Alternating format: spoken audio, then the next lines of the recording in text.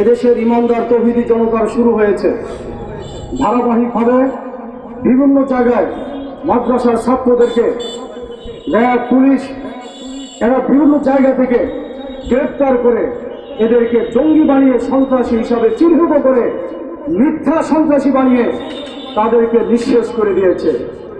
শত শত মানুষ, হাজার হাজার মানুষ গুম করে তারা আয়নাঘর নামক যে একটা জিনিস আমরা নতুন প্রজন্ম জানতে পেলাম, নির্যাতনের একটা কালো অধ্যায়, যেটা কোনো সভ্য জাতি হিসাবে এটা মেনে নেওয়া যায় না। আজকে 10 বছর, 15 বছর, 12 বছর পর অনেক ভাইয়েরা এই স্বাধীনতার কারণে সেখান থেকে মুক্ত হচ্ছে। তাদের কাহিনী শুনলে একটি স্বাধীন বাংলাদেশ এটা সহ্য করা যায় না। ক্ষমতাকে দীর্ঘায়িত করার জন্য পুলিশকে শেষ করেছেন, বিজিবি শেষ করেছেন, র্যাব শেষ করেছেন, ডিসি, এসপি, ওসি এবং সরকারি কর্মকর্তা কর্মচারী বিসিএস ক্যাডারে যারা আছে প্রত্যেকের নীতি নৈতিকতাকে আপনারা শেষ করে দিয়েছেন। অথচ বাংলাদেশ একটা মুসলিম কান্ট্রি। এই মুসলিম কান্ট্রিতে আপনারা পদে পদে 6% হিন্দুদেরকে গুরুত্ব দিয়ে সরকারি বড় বড় পদে তাদেরকে বসিয়েছেন। তারপর এই ক্ষমতাকে পোক্ত করার জন্য নীতি নৈতিকতা একেবারে বিসর্জন দিয়ে এদেশের সর্বস্তরের মানুষের চরিত্র নষ্ট করে ফেলেছিলেন। আল্লাহর অশেষ মেহেরবানি, সেই 2013 কান্নাকাটি, ওলামায়ে কেরামের উপর নির্যাতন, নিষ্পেষণ, গুম, খুন এবং বিভিন্ন সময় এদের উপর নির্যাতনের করুণ কাহিনী, ওয়াজ মাহফিলের উপরও এমনভাবে স্টিম রোলার চালিয়েছে, শান্তিতে কোনো জায়গায় ওয়াজও করতে দেয় নাই। এই চোখের পানি আওয়ামী লীগের নেতা কর্মীরা যেখানে যত্রতত্র যাকে তাকে শাসন করেছেন, শোষণ করেছেন, নির্যাতন, নিষ্পেষণ করেছেন, যেটা আমরা বিভিন্নভাবে দেখেছি। এদের এই মাজলুম মানুষের চোখের পানি। সর্বোপরি আপনার গত বছর জুন মাসে বরিশাল সিটি কর্পোরেশন নির্বাচনে পীর সাহেব চরমনাই ছোট ভাই সার্কের চরমনাই মেয়র প্রার্থী ছিলেন। হাজার প্রতিবন্ধকতা সামনে রেখে সেই নির্বাচনে জাতির স্বার্থে, ইসলাম এবং দেশ মানবতার স্বার্থে সার্কের চরমনাই প্রার্থী ছিল। সেই নির্বাচনের দিন যে নির্মম ইতিহাস সৃষ্টি করেছেন, একজন এদেশের কোটি কোটি মানুষের নয়নমণি সার্কের চরমনাইয়ের উপরে আঘাত করতে আপনারা দ্বিধা করেন নাই। চরমনাই পীর সাহেবের বিভিন্ন মাহফিল বন্ধ করতে আপনারা দ্বিধা করেন নাই।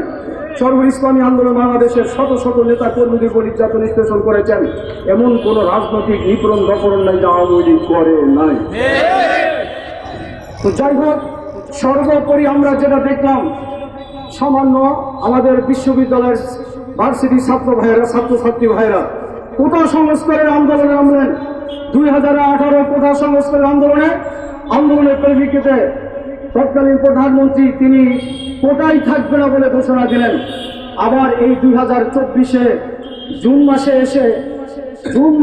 এসে উনি সেটাকে কোর্টের মাধ্যমে ওনার সেই ঘোষণা প্রজ্ঞাপনকে বাতিল করালেন। এটাকে কেন্দ্র করে 56% কোটা বাতিলের দাবিতে ভার্সিটির ছাত্রছাত্রীরা আন্দোলন করলেন, সংগ্রাম করলেন, মিছিল মিটিং শুরু করলেন। যে আন্দোলনের শুরু থেকেই, এই যৌক্তিক আন্দোলন শুরু থেকে পীর সাহেব চরমনাই ইসলামী আন্দোলন বাংলাদেশ সমর্থন করে থানায় থানায়, জেলায় জেলায় এবং বিভিন্ন মহানগরে বিশাল বিশাল প্রতিবাদ সমাবেশ করেছে ছাত্রদের পক্ষে এই দাবি আদায়ের জন্য। সম্মানিত উপস্থিতি, সেই ছাত্রদের দাবিকে উপেক্ষা করে দীর্ঘদিন ক্ষমতায় থেকে এত বড় দেনালি একজন প্রধানমন্ত্রী পেয়েছিলাম, এদের দাবি মানার দূরের কথা, এদেরকে বললারা রাজাকারের নাতিপুতি খেতাব। আমাদের ছাত্রছাত্রী ভাইদেরকে ধন্যবাদ জানাই, ওনারা নাতিপুতি খেতাব নিতে রাজি হলেন না, ওনারা সরাসরি রাজাকারের খেতাবে খুশি হলেন। তুমি কে, আমি কে, রাজাকার।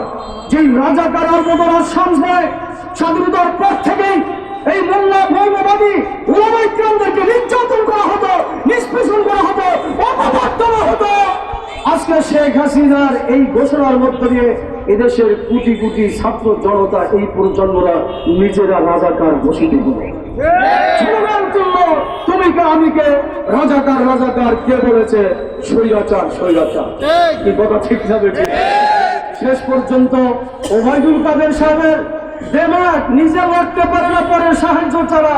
উনি বললেন ছাত্রলীগই ওদেরকে তাড়ানোর জন্য যথেষ্ট। কত আন্দোলন, কত সংগ্রামের মোকাবেলা করবেন, জুলুম দিয়ে, নির্যাতন দিয়ে, পুলিশে হয়রানি করে, এটা তো একটা শেষ হওয়া উচিত। শেষ হওয়া উচিত না? সেই ছাত্রদেরকে আপনার সম্ভবত 16ই জুলাই ঢাকা বিশ্ববিদ্যালয়ের মধ্যে, আমি ঢাকায় ছিলাম, বিশ্ববিদ্যালয়ের পাশেই ছিলাম, চতুর্দিকে ছাত্রলীগ এবং যুবলীগ সমাবেশ করে 3টা, 4:30, 4টার দিকে এক যুগে ঢুকে পড়ে আমাদের ছাত্রছাত্রীদের উপর যে নির্মম অত্যাচার, নির্যাতন করেছে, ফেসবুক আপনারা দেখেছেন। রাতের অন্ধকারে, রাত্রের পরে যে নির্যাতন করেছে, আমার মা বোনদের চিৎকার আকাশ ভারী হয়ে গিয়েছিল। 16ই জুলাই এই ঘটনার পরে রংপুরে আবু সাইদ ভাই, গরিব ঘরের একটা সন্তান, 5-এ বৃত্তি পেয়েছে, 8-এ বৃত্তি পেয়েছে, এসএসসিতে গোল্ডেন প্লাস পাওয়ার পরে ওই দেশের, ওই এলাকার ধন্যাত্ম ব্যক্তিরা মানবিক সাহায্য নিয়ে রোকেয়া ইউনিভার্সিটিতে চান্স পেয়েছেন, সেখানে পড়তে গিয়েছিল। বড় আশা ছিল বিসিএস ক্যাডার হবে, বড় স্বপ্ন ছিল। সেই আবু সাইদ ভাই এই স্বৈরাচার বিরোধী আন্দোলনে 2 হাতকে প্রসারিত করে আওয়ামী লীগের পোষ্য পুরুষের বিরুদ্ধে, পুরুষকে একটা অমানুষ বানিয়ে দিয়েছিল, মানুষের ছাত্র বানিয়ে দিয়েছিল। তাদের বুলেটের মুখে আবু সাইদ ভাই 2 হাত প্রসারিত করে দিয়ে 4টা গুলি বুকে নিয়েছিলেন, তারপরে পিছপা হয় নাই। সেই আবু সাইদ ভাইয়ের 2 হাত প্রসারিত করে বুলেটের সম্মুখে বুককে পেতে দেওয়ার মধ্য দিয়ে এদেশের লক্ষ লক্ষ ছাত্র জনতা পুলিশের পৃথিবীর বুলেটের সামনে বুক পেতে দেওয়ার জন্য তার আগ্রহ হয়ে রাজপথে নেমেছে, আর পিছপা হতে নয়। কোথায় গেছে আপনার ছাত্রলীগ? কোথায় যুবলীগ? কোথায় আওয়ামী লীগ? এত এমপি, এত মন্ত্রী, এত উপজেলার চেয়ারম্যান, ভাইস চেয়ারম্যান, এত মেয়র, এত কাউন্সিলর, এত চেয়ারম্যান, এত মেম্বার কোথায় গেল? শেখ হাসিনা পালালো, আর সবেই পালালো। ওবায়দুল কাদের বললেন না যে পালাবো কোথায়? শকুন সাহেবের বাসা। যদি জায়গা দিবেন না, তাহলে ঠাকুরের বাড়ি আছে না, যদি কথাটা রক্ষা করতেন, ওনার বাড়িতে উঠলেও মনে করতাম আপনি ওনার বাড়িতে গিয়ে আশ্রয় নিয়েছেন, কিন্তু কথার সাথে তো মিল রাখলেন না। যাই হোক, সবচেয়ে বড় কথা হলো কুলিল্লাহুম্মা মালিকাল মুলক, সকল ক্ষমতার মালিক।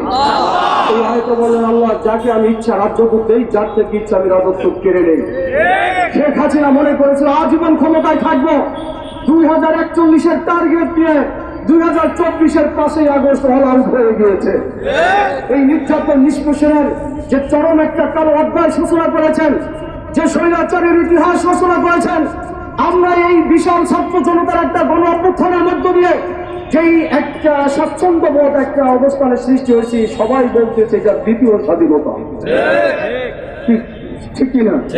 এই দ্বিতীয় স্বাধীন বাংলাদেশের জন্য আমরা স্বাধীনভাবে থাকতে চাই, আমরা স্বাধীনভাবে বাঁচতে চাই, সম অধিকার নিয়ে থাকতে চাই। আমরা পুলিশি নির্যাতনা সহ্য করব না, দলীয় রাজনীতি নির্যাতনা সহ্য করব না, আমাদেরকে রুখে দাঁড়াতে হবে। ছাত্রছাত্রী ভাইরা যে ইতিহাস সৃষ্টি করেছে সেইটাকে ধারণ করে আমরা ন্যায়ের পক্ষে, দেশের পক্ষে, ইসলামের পক্ষে থাকার কারা দৃঢ়বল প্রতিজ্ঞা। ভয় নাই, সামনে আগাবো সত্য নিয়ে, আমাদের কোনো ভয় নাই। কথা ঠিক করেছে প্রিয় ভাই আমার, বীর সাহেব চরমনাই এই ছাত্র আন্দোলনের শুরু থেকে শেষ পর্যন্ত তাদের সাথে ছিল কি ছিল না? দ্বিতীয় স্বাধীনতার এই আন্দোলন সংগ্রামে ইসলামী আন্দোলন বাংলাদেশ একটি ইসলামী সংগঠনের ব্যানার নিয়ে আমরা সক্রিয় অবস্থান করেছি। সারা বাংলাদেশে ইসলামী আন্দোলনের 18 ভাই শাহাদাত বরণ করেছে, কয়েক হাজার মানুষ আহত হয়েছে, এখনো প্রায় 150 মানুষ গুলিবিদ্ধ হয়ে হাসপাতালে আমাদের ছাত্র এবং শ্রমিক ভাইরা কাতরাচ্ছে। আমি কয়েকদিন আগে হাসপাতাল গিয়েছি, কয়েকটা হাসপাতাল ঘুরেছি, হাসপাতালের চিত্রগুলো দেখতে সহ্য করা যায় না। এদেশের পুলিশ, এদেশের বিজিবি, এদেশের র্যাব কিভাবে আমার দেশের মানুষের উপরে এত গুলি চালাতে পারে? একটা মানুষকে ক্ষমতা রাখার জন্য এটা হতে পারে না। কারো হাত নাই, কারো পা নাই, কারো চোখ নাই, কারো পেটের 1 সাইড চলে গেছে, কারো 1 পা চলে গেছে, কারো 2 পা চলে গিয়েছে, কারো 1 হাত চলে গিয়েছে, কারো 2 হাত কেটে দিতে বাধ্য হয়েছে।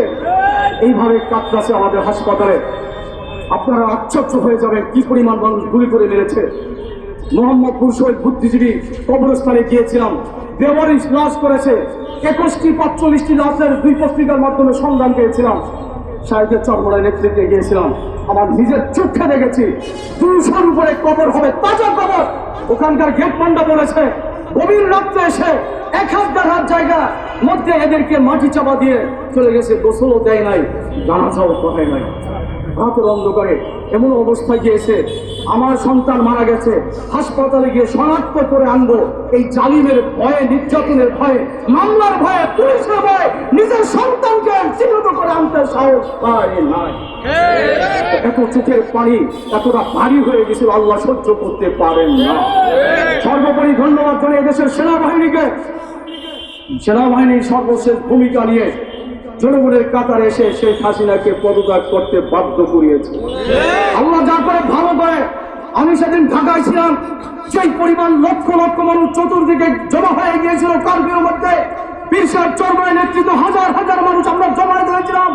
আমার বিশ্বাস যদি সেদিন পদত্যাগ করে শেখ হাসিনা না পালাতো, আওয়ামী লীগেরা যদি কবরের মধ্যে না যেত, একটা আওয়ামী লীগের এমপি মন্ত্রী জীবিত থাকতে পারত না। কারণ আমরা তো আগেই বলেছেন, গত নির্বাচনের আগে ওয়াজুল কাদের বলতেন না, আমরা যদি ক্ষমতায় আসতে না পারি এক রাত্রে 5 লাখ মানুষ মেরে ফেলবে, আওয়ামী লীগ শেষ হয়ে যাবে। আমি ওই সময় বিভিন্ন জনসভায় বলেছিলাম, এত বড় একটা শক্তিশালী দল দীর্ঘ বছর ক্ষমতায় রইলেন, 2001 থেকে 1996 থেকে 2001 পর্যন্ত ক্ষমতা চালাইলেন। এত বড় একটা শক্তিশালী দল, যে বঙ্গবন্ধুর নেতৃত্বে স্বাধীনতা অর্জনকারী একটা সংগঠন, সেই সংগঠন যদি একদিন ক্ষমতায় থেকে যাওয়ার পরে শেষ হয়ে যায়, আমার বিশ্বাস এই আওয়ামী লীগ মুসলিম লীগের চেয়ে আরো অবদানে চলে যাবে। আর চোখের সামনে মনটাই দেখতেছে। মুসলিম লীগ একসময় পাকিস্তান শাসন করেছে, মনে আছে? যারা মুরব্বী আছেন, সেই মুসলিম লীগের অবস্থা এখন কি? কোন অস্তিত্ব নাই। এই স্বাধীনতা অর্জনকারীর এই ভূমিকায় আওয়ামী লীগের অবদান আছে, এটা অনস্বীকার্য। বঙ্গবন্ধুর অবদান আছে, এটা অনস্বীকার্য। আমাদের এই বৃহত্তর ফরিদপুর অঞ্চলের নেতা বঙ্গবন্ধু, এটা অনস্বীকার্য, কোনো অস্বীকার করি না। কিন্তু এটা বলতে এটা নয় আপনি জালিম হয়ে যাবেন, আপনি খুনি হয়ে যাবেন, আপনি স্বৈরাচার হয়ে যাবেন। বঙ্গবন্ধুর ভাষণ শোনেন, আপনারা মানেন না। বঙ্গবন্ধুর কতগুলো ভাষণ শুনলে এখনো শরীর জানিয়ে ওঠে, কিন্তু আপনারা সেটা মানেন না। যার কারণে নেতার আদর্শ থেকে যখন আওয়ামী লীগ সরে গিয়েছে, অবগতন তাদের জন্য অবদারিত।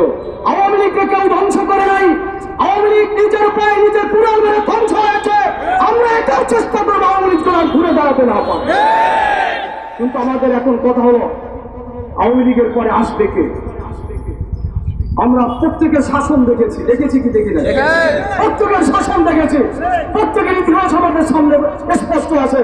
সেই হিসাবে ফরিদপুরবাসীর কাছে অনুরোধ করবো, এই শামসুল্লাহ ফরিদপুর রহমতুল্লাহের এই পূর্ণভূমি এই ফরিদপুরবাসীকে অনুরোধ করবো, সবার শাসন দেখে আমরা যেহেতু স্পষ্ট হয়েছি কাদের চরিত্র কোন পদের, সুতরাং এদেশের ভিতর আমাদের বিকল্প একটা চিন্তা করতে হবে। আমি ধন্যবাদ জানাই ছাত্র সমন্বয়কদেরকে, ছাত্র আন্দোলনের সমন্বয়কদের। তাদের ভিতরে চিন্তা চেতনা ঢুকেছে যে এক স্বৈরাচার বাদ দিয়ে আরেক স্বৈরাচার আমরা দেখতে চাই না। ইসলামী আন্দোলন বাংলাদেশে এটা মনে করে যে নির্যাতন, নিষ্পেষণ, খুন, অত্যাচার, জুলুম, দুর্নীতি, সরকারি টাকা দেশের টাকা বিদেশে পাচার যারা করেছে, এর সাথে যারা জড়িত ছিল পূর্বে এবং বর্তমানে, এরা কেউ যেন রাষ্ট্রীয় কোনো পদে অধিষ্ঠিত না হতে পারে। এই জন্য দেশের সাধারণ মানুষকে সজাগ থাকতে হবে, দায়িত্ব নিয়ে কাজ করতে হবে। এই জন্য আমি আপনাদের কাছে উদাত্ত আহ্বান জানাবো, এই বাংলাদেশ 92% মুসলিম অধ্যুষিত এই বাংলাদেশ মুসলিম জাতিসত্তার ভিত্তিতে 1947 সালে ভারতবর্ষ থেকে পাকিস্তানের সাথে একত্রিত হয়েছিল। সেই পাকিস্তানের এই পাকিস্তানের মধ্যে ভারত প্রায় 2104 কিলোমিটার, এত দূরত্বর পরে একই রাষ্ট্র হয়েছিল মুসলিম জাতিসত্তার ভিত্তিতে। ওদিন যদি ওই ভারতবর্ষ থেকে বাংলাদেশ পশ্চিম পাকিস্তানের সাথে একসাথে হয়ে আলাদা না হয়ে পশ্চিমবঙ্গ অথবা ভারতের যে 6টা রাজ্য আমাদের সাথে আছে এর সাথে কোনো একটার সাথে জড়িয়ে থাকতো, আজীবন চিল্লাচিল্লি করলে বাংলাদেশ স্বাধীন হতো না। সেদিন পাকিস্তানের সাথে আলাদা হওয়ার কারণেই এরপরে পাকিস্তানিরা আমাদের উপর নির্যাতন করেছে, আমাদের অধিকার হরণ করেছে, আমাদের উপরে জুলুম করেছে। এদেশের মানুষ আবার জ্বলে উঠেছে, খুশি উঠেছে, তাদের বিরুদ্ধে আন্দোলন সংগ্রাম করে মাত্র 9 মাসের ব্যবধানে 1971 সালের 16 ডিসেম্বর আমরা বিজয় অর্জন করেছি। লাল সবুজের পতাকা বাংলার জমিনে পথ উঠে বিশ্বের বুকে আমরা ইতিহাস সৃষ্টি করেছি। কিন্তু স্বাধীনতার এই পরবর্তীতে যারাই ক্ষমতা এসেছে তারা মুসলিম জাতিসত্তার ভিত্তিতে কেউ কাজ করে না করেছে একটা ইসলামী হুকুমত, না করেছে শরিয়া ভিত্তিক কোনো একটা আইন, না করেছে ইসলামের জন্য কোনো উপকারী কাজ, তেমন কিছু নয়। এই যে মডেল মসজিদ দেখেন, এটা শেখ হাসিনার আমলে হয়েছে ভালো, কিন্তু মডেল মসজিদের টাকা তাদের পকেটের না, এটা সৌদি আরবের অর্থায়নে হয়েছে। উদ্যোগ গ্রহণ করেছে, ধন্যবাদ জানাই।